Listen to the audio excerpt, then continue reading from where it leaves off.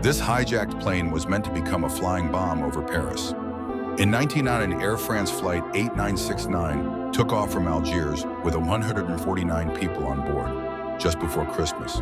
4 hijackers stood up. They weren't police.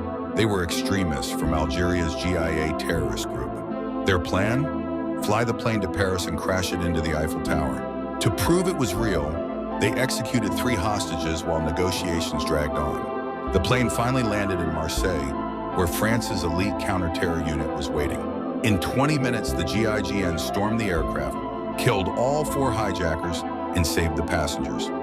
7 years before 9/11, France stopped the unthinkable. Most criminals don't get caught because of some dramatic chase. They get caught because they talk. They forget one small detail, or because the world is watching, quietly, constantly, and forever. This is how most criminals are actually caught. In true crime, there's one rule investigators know better than anyone. Someone always talks. A friend gets nervous, an accomplice wants a deal, an ex wants revenge. A family member notices something that doesn't sit right. Even the smartest criminals underestimate one thing: human nature. Secrets are heavy, and eventually someone puts them down. Most criminals don't realize the crime itself isn't the problem. It's everything before and after. Cameras catch them walking in, cameras catch them leaving. Street cams, store cams, doorbells, traffic lights. One blurry frame turns into a timeline, and timelines don't lie. Phones don't forget. Location data, search history, deleted texts, late-night Google searches asking questions no innocent person needs answered. Even when criminals think they're being careful, their phone is quietly telling the truth. Sometimes justice is patient. A hair, a fingerprint, a drop of blood no one noticed. Years later, technology catches up. Databases connect the dots. Cold cases wake up. And someone who thought they got away with it finds a knock at their door. A broken taillight, rolling through a stop sign, expired tags. Routine traffic stops have ended more criminal careers than Hollywood ever shows. One small mistake, one random moment, everything unravels. Criminals repeat themselves, same streets, same timing, same habits. And pressure changes people. They revisit crime scenes, they keep souvenirs, they brag, they slip. Most aren't caught on their first crime. They're caught because they believe they're untouchable. Criminals aren't defeated by genius detectives alone. They're defeated by time, by technology, by other people, and by their own mistakes. Because in the end, nobody disappears forever. In the shadows of North Carolina's history lurks a chilling figure, Velma Barfield, the first woman executed in the U.S. after the death penalty was reinstated. Known as the Death Row Granny, her story is one of tragedy, addiction, and cold-blooded murder. Born into a strict and abusive household, Velma's early life was marked by hardship. After marrying young and losing her first husband, in a suspicious fire, she spiraled into a world of prescription drug addiction and financial chaos. To fuel her habits, she turned to a sinister solution: poisoning those closest to her, including her own mother and fiancé. Between 1974 and 1978, Velma's deadly spree claimed at least 6 victims, but it was the death of Stuart Taylor that finally unraveled her web of deceit. An autopsy revealed arsenic poisoning, leading investigators to exhume previous victims.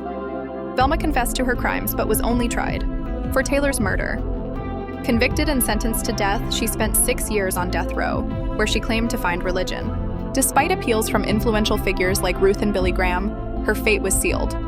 On November 2, 1984, Velma Barfield was executed by lethal injection, a haunting reminder of the dark side of humanity and the complexities of justice. Her legacy continues to spark debate on capital punishment and the rare phenomenon of female serial killers. In 2024, a staggering 7.5 million arrests were made across the United States. But what does this really mean? First, let's put this number into perspective. This figure is about 25 to 30% lower than pre-pandemic levels. It is a jaw-dropping 70% lower than the peak in the mid-1990s. So while the number sounds alarming, it's actually part of a larger trend. This trend shows declining arrests.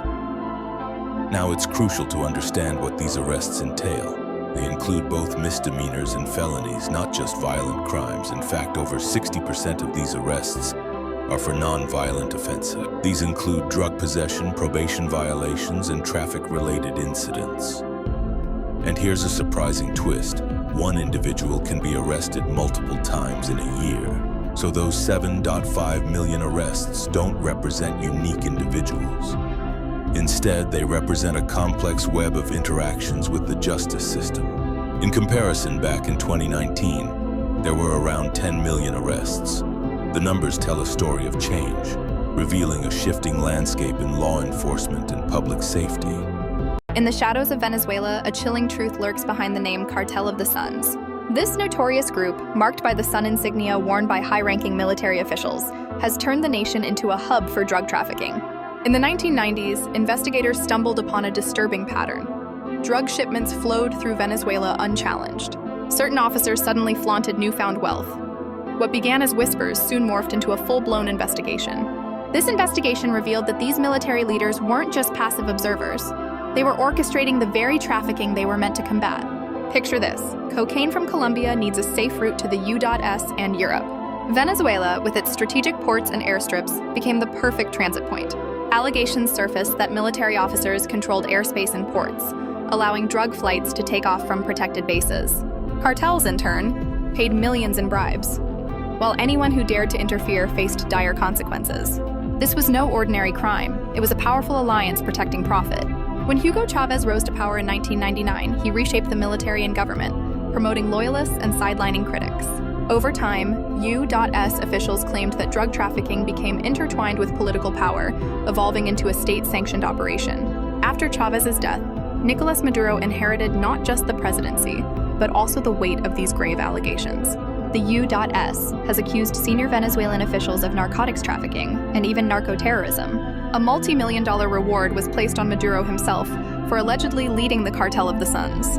Venezuela's government, however, dismisses these claims as mere political warfare. If these accusations hold water, it reveals a harrowing reality: a government acting like a cartel, a military serving as drug security, and a nation ensnared in a web of power, poverty, and crime. It explains the shifting trafficking routes and the deep-rooted corruption that seems impossible to eradicate. In essence, the Cartel of the Suns suggests that drug trafficking in Venezuela isn't the work of hidden criminals, but rather a sinister operation protected by those in power. No dramatic shootouts, no flashy kingpins, just uniforms, ranks, and an unsettling silence. In the heart of Harlem, a young Sean Combs was born. Later known as Diddy, he was born into a world of struggle. Raised by a single mother, he learned the value of hard work. His childhood was filled with dreams of greatness. These dreams were fueled by the vibrant music scene around him. Little did he know his journey would take him far. From the streets of New York to the heights of the music industry. Diddy's rise began in the early 90s when he became talent director. He became the talent director at Uptown Records. It was here he met Christopher Wallace, known as the notorious B.I.G. Their bond was instant, and together they revolutionized hip-hop. Diddy's vision and Biggie's talent created chart-topping hits. However, their success was shadowed by dark realities of fame. The tragic loss of Biggie in 1987 left Diddy devastated. He channeled his grief into his music, solidifying his legacy. As Diddy navigated the music world, he found love in the spotlight. He found love with Jennifer Lopez, captivating fans everywhere. Their whirlwind romance blended their star power into a cultural phenomenon. But the pressures of fame took their toll on the couple. Eventually, the couple parted ways, ending their romance. Diddy continued to evolve, launching his own label, Bad Boy Records. He produced hits that defined a generation of music. However, the glitz and glamour of the industry came with challenges. Diddy faced numerous legal battles throughout his career, but nothing prepared him for the storm that was about to hit. Accusations of financial misconduct led to a series of investigations. The pressure mounted, and Diddy found himself in a legal nightmare. In a shocking turn of events, he was sentenced to prison. This was a stark contrast to the life of luxury he once led. As he sat in his cell, Diddy reflected on his journey. From a young boy with dreams to a music mogul facing consequences, his story serves as a powerful reminder of falling from grace. California hasn't executed anyone in almost 20 years. Here's why. The last person executed on California's death row was Clarence Ray Allen. It happened in 2006 at San Quentin Prison by lethal injection. Allen was 76 years old, legally blind in a wheelchair, yet convicted of ordering multiple murders. Since then, 0 executions. In 2019, the governor placed a moratorium, freezing all executions.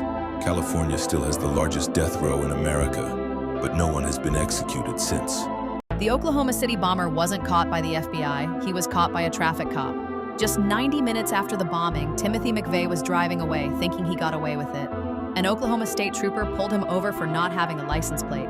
During the stop, the officer discovered McVeigh was carrying a concealed handgun, illegal at the time. McVeigh was arrested, but police had no idea they just caught the bomber. Hours later, investigators traced bomb debris to a rental truck, and the suspect's sketch matched McVeigh. He was minutes from being released when the truth came out. One missing license plate stopped a mass killer. Today, we're diving into a shocking incident that has ignited outrage across the nation. The fatal shooting of Renee Nicole Good by a U.S. Immigration and Customs Enforcement agent in Minneapolis. On January 7, 2026, ICE agents were conducting a large-scale immigration enforcement operation in Minneapolis.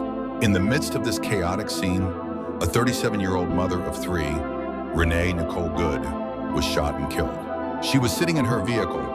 Eyewitness accounts and video recordings paint a troubling picture. Good's car was stopped in the street, and as agents approached, they issued conflicting commands.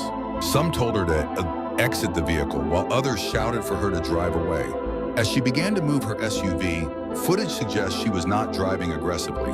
Yet an ICE agent opened fire, striking her multiple times. She was rushed to the hospital but tragically succumbed to her injuries. Federal officials, including leaders from Homeland Security, claimed that Good attempted to use her vehicle as a weapon. They labeled the shooting as self-defense. However, this narrative is challenged by video evidence. Eyewitness testimony indicates that her vehicle was moving away or at angles that raise serious doubts. This raises serious doubts about whether she posed a direct threat when the shots were fired. The aftermath of this incident has been explosive. Protests erupted in Minneapolis and beyond. Public outcry is demanding accountability. Local leaders have called the shooting avoidable. Civil liberties groups condemn the use of deadly force and called for thorough investigations into ICE's conduct. As the FBI and state investigators delve into the case, the national conversation is intensifying. This tragic event has sparked critical questions about how federal agencies interact with civilians during enforcement operations. Whether current policies adequately protect unarmed individuals is now in question. Regardless of where one stands in this debate, the case of Renee Nicole Good is pivotal. It is now a pivotal point in discussions about accountability, transparency, and justice within U.S. law enforcement. In a chilling chapter of Florida's history, Frank Walls became the last person executed in the state. But who was he? Walls was convicted of a horrific double murder during a home invasion in 1987. He broke into a family's home, committing a brutal act of violence that left 2 people dead. Prosecutors described the crime as premeditated and shocking, leading to Walls being sentenced to death. For decades, he languished on Florida's death row, awaiting his fate. Fast forward to 2025, when Walls was executed by lethal injection. This marked a grim milestone, Florida's 19th execution that year alone, shattering the state's previous record. In a shocking twist, Florida emerged as the leading state for executions nationwide, a title that raised eyebrows across the country. Why does this matter? The surge in executions coincided with a wave of death warrants signed by Governor Ron DeSantis. This ignited a fierce debate. As public support for the death penalty wanes, Walls' execution stands as a stark reminder. It is a system under scrutiny, contributing to one of the highest execution totals in the U.S. in over a decade.